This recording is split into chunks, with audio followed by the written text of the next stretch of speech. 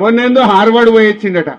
వీణ Harvard పోయినా అంతరిక్షం పోయినా కుక్క తోక వంకరది. అది బూతులు తప్ప ఇంకేమన్నా వస్తాయా? కేసీఆర్ జాతిపిత ఎట్లయితాడు అంటాడు. కేసీఆర్ లేకపోతే తెలంగాణ వచ్చునా? అసలు ఈ తెలంగాణ ఈ స్వరాష్ట్రం ఎట్లొచ్చింది?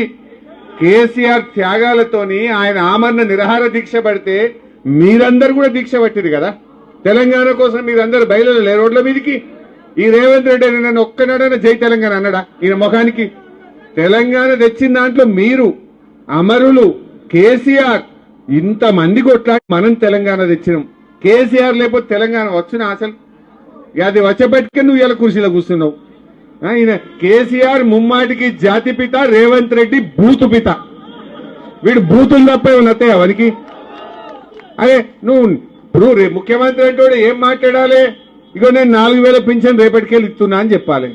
లేకపోతే నేను మహిళలకు బాండ్ పేపర్ మీద రాసి సంతకం పెట్టి ప్రామిసరీ నోటు మీద 2,500 ఇస్తా అన్నా ఇక రేపటి నుంచి ఇస్తా అని చెప్పాలి. గది చెప్పాడు. అదేం మాట్లాడాడు? మాట్లాడితే బూతులే బూతులు, తిట్టుడే తిట్టుడు. అరే కేసీఆర్ ఏమో